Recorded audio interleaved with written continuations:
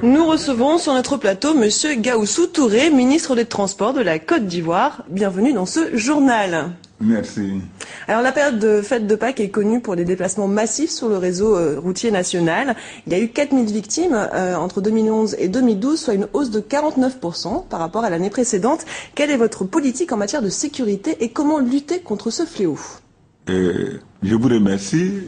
D'abord par la sensibilisation. Ensuite, nous allons mettre un accent particulier sur les hommes. Parce que les statistiques que nous avons montrent que 94% des causes des accidents sont dues au comportement des hommes.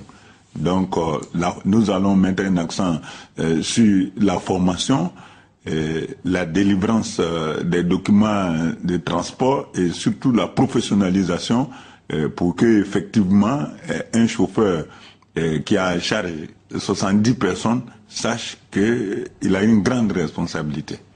Alors, autre question, le roi du Maroc, Mohamed VI, était en visite dernièrement à la mi-mars dans votre pays. Plusieurs accords de coopération ont été signés, notamment dans le secteur du transport. En matière de coopération sud-sud, comment pensez-vous développer les transports dans la sous-région de la CEDEAO?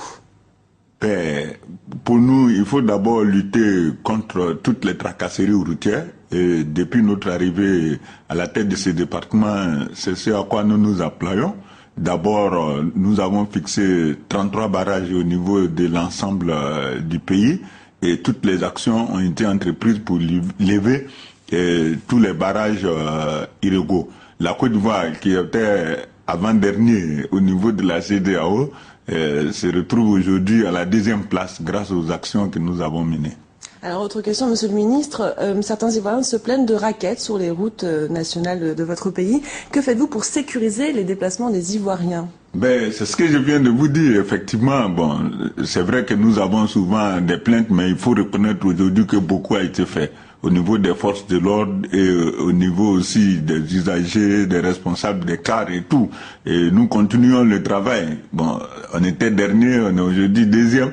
Ça veut dire que nous sommes sur la bonne voie et qu'il faut continuer mais sur le travail. Terrain, comment rassurer les Ivoiriens par rapport à cette problématique?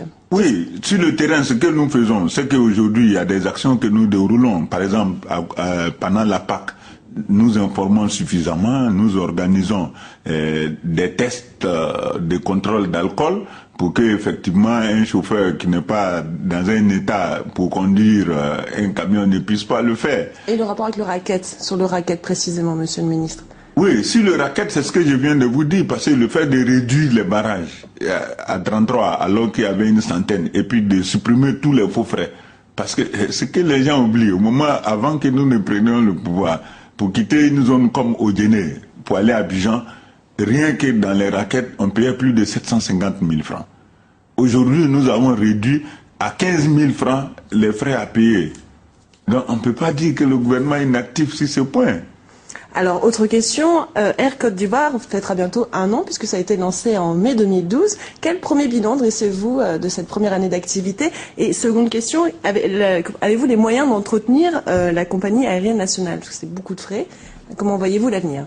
Je vois l'avenir en rose. D'abord, nous sommes très satisfaits de la première année de fonctionnement de notre compagnie parce que l'objectif que nous avons fixé, c'était de développer les vols sur la sous-région et Air Côte d'Ivoire l'a très bien fait. J'espère que vous avez voyagé par Air Côte d'Ivoire. Tous ceux qui voyagent, en tout cas, trouvent que le voyage est agréable et se passe dans de très bonnes conditions. Et notre ambition, c'est de tout mettre en œuvre pour que effectivement le déplacement soit facile en Afrique. Ensuite, nous allons organiser les vols à l'intérieur du pays. Et ce que vous devez savoir, c'est qu'à travers Air Côte d'Ivoire, l'ambition du gouvernement de la Côte d'Ivoire, c'est de créer une grande compagnie qui va soutenir le développement du transport aérien, de telle sorte qu'Abidjan soit véritablement le hub aérien d'Afrique de l'Ouest. Monsieur Gahoussou Touré, merci d'avoir accepté notre invitation. Je rappelle que vous êtes ministre des Transports de la Côte d'Ivoire. Je vous remercie.